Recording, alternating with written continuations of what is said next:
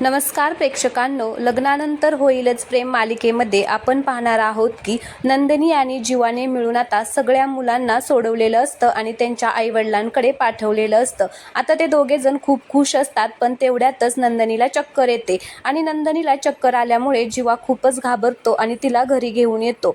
घरी आल्यानंतर नंदिनीला चेक करण्यासाठी डॉक्टर आलेले असतात, तर नंदिनीला त्या चेक करतात आणि मग डॉक्टर म्हणत असतात की काहीच काळजी करण्याचं कारण नाहीये, ट्रेस आणि अति धावपळ याच्यामुळे झालेले आहे. मी काही औषध लिहून देते आणि काही टेस्ट पण देते, तर तेवढ्या तुम्ही करा आणि मग नंतर आपल्याला रिपोर्ट आल्यावरती कळेल की काय झाले ते. आता डॉक्टर असं म्हणतात आणि मग तिथली डायरी घेऊन आता त्याच्यामध्ये औषध लिहून देतात. मग सकाळ संध्याकाळ घ्या औषध असं सांगतात आणि तिथून निघून जातात.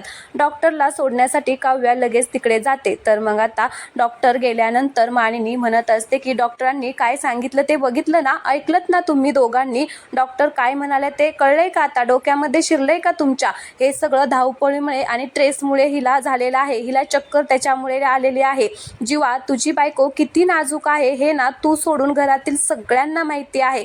तर जीवा बोलायला लागतो. तर मानिनी म्हणत असते की काहीच बोलू नको, गप्प बस, अजून माझं बोलणं व्हायचं आहे.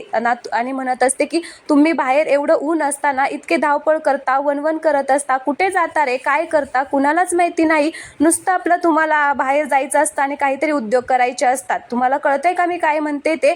तुम्ही काही आता लहान बिन नाहीये. तर आता नंदिनी सुद्धा आता बोलायला जाते. तर नंदिनीला सुद्धा गप्प करते मानिनी आणि म्हणत असते की नंदिनी, तू सुद्धा ऐकत नाहीये ग, तू सुद्धा काहीच बोलू नको. तर इकडे आईचं बोलणं ऐकून पार्थ आणि काव्याला मात्र हसायला येतं, कारण मानिनी त्या दोघांना खूपच ओरडत असते.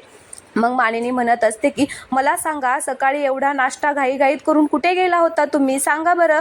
मग आता दोघे जण एकमेकांकडे बघतात. त्यांना भीती वाटते की आता नको आईला सगळं खरं सांगायला. मग मानिनी म्हणत असते की अरे बोला, असं का गप्प बसलेला आहे? तर जीवा म्हणतो की अगं असं काय करते आई, एकदा सांगते की बोलू नका, एकदा सांगते बोला, नेमकं काय हवंय तुला? काव्या आणि पार्थ मात्र हसतात. नंदिनी म्हणत असते की अहो काय बोलताय तुम्ही, गप्प बसा. मग मानिनी जीवाला म्हणत असते की तू तर ना गप्पच बस रे, तुला ना मस्करीशिवाय दुसरं काही सुचत नाहीये. मग नंदिनी म्हणत असते की आई अहो सांगते मी तुम्हाला, ती जुई आहे ना. तेवढ्यातच जीवा म्हणतो की त्या जुईला तिच्या मावशीच्या घरी म्हणजे मावशीकडे सोडायला गेलो होतो, आता तो सावर करते. मग मानिनी म्हणत असते की मावशीकडे? पण तुम्ही तर मला म्हणाला होता की कुठल्या तरी एनजीओत एखाद्या वयस्कर बाईकडे तिला द्यायचं होतं म्हणून. मग नंदिनी म्हणत असते की हो हो म्हणजे तेच, पण ते आधी तिला ना मावशीला भेटवायचं होतं आणि मग तिचे काही कपडे पण तिला तिथले घ्यायचे होते, म्हणून आम्ही तिकडे गेलतो. आता नंदिनीला पुढं काय बोलायला सुचत नाही. मग मानिनी म्हणत असते की नंदिनी, तूच तर मला म्हणाली होती की तू त्या जुईसाठी 3-4 नवीन ड्रेस आणलेले आहेत.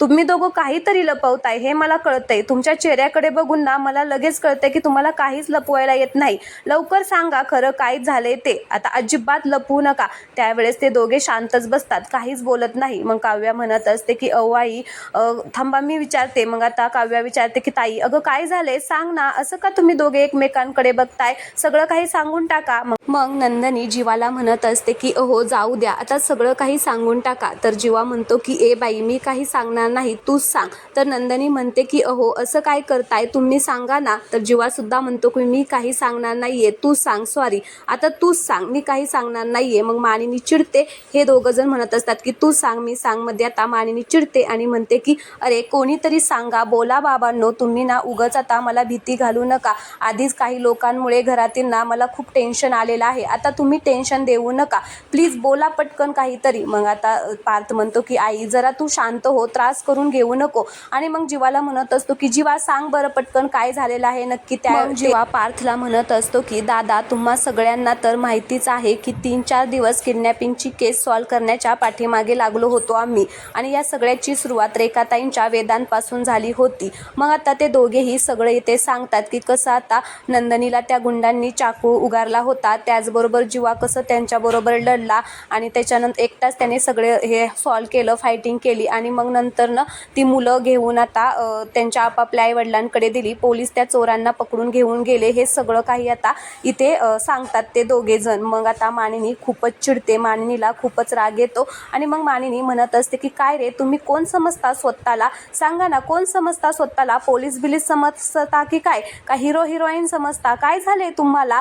जीवा जीवा तुला जर हिरोगिरी करायचीच होती तर तिला कशाला घेऊन गेला, नंदिनीचा जीव कशाला धोक्यात घातला. तर आता जीवा बोलायला लागतो तर मानिनी म्हणत असते की तू काहीच बोलू नको, मला ना तुझं आता काहीच ऐकून घ्यायचं नाहीये. पुन्हा मानिनी म्हणत असते की तुम्हा दोघांना काय झालं असतं तर. तेवढ्यात काव्या म्हणते की अहो आई असं काय म्हणताय तुम्ही, जरा शांत बसा. तर मानिनी म्हणत असते की नाही सांगा ना, काय जर तुमच्या दोघांना तिकडे झालं असतं तर मी काय उत्तर दिलं असतं नंदिनीच्या आईवडिलांना, सांग ना काय उत्तर दिलं असतं. तर आता ती पुन्हा म्हणत असते की जीवा कळतंय का तुला, अरे तू आता असं काहीच वागणार नाही इथून पुढे, तुला थोडीशी सुद्धा अक्कल नाहीये का रे, समजतंय का तुम्हा दोघांना. तर पार्थ सुद्धा म्हणत असतो की जीवा नंदिनी आई बरोबर बोलत आहे, हे खूपच डेंजर सिच्युएशन आहे, त्यामुळे तुम्ही आता याच्या नादी लागू नका, मला सुद्धा असंच वाटत आहे. तर नंदिनी आणि आता जीवा म्हणत असतात की हो दादा आता आम्ही इथून पुढे याच्या नादी लागणार नाहीये. आणि मग आता आजचा भाग येथेच संपलेला आहे. पुढच्या भागामध्ये आपल्याला पाहायला मिळणार आहे की नंदिनी आता प्रेग्नेंट असणार आहे, त्या टेस्ट आता पॉझिटिव्ह आलेल्या असतात आणि ते दोघे जण आता खूप खुश होतात, घरातील सगळेच जण आता खुश झालेले असतात नंदिनी प्रेग्नेंट असल्यामुळे. पण आता दुसरीकडे आपल्याला पाहायला भेटणार आहे की रम्या सुद्धा विजयशी लग्न करून येणार आहे आणि त्या दोघांनी लग्न केल्यामुळे आता घरातील सगळ्यांनाच आश्चर्याचा धक्का बसणार आहे. तर हे पाहणं खूपच इंटरेस्टिंग असणार आहे, त्यामुळे प्लीज तुम्ही चॅनलला सबस्क्राईब करा आणि व्हिडिओला लाईक करा. धन्यवाद.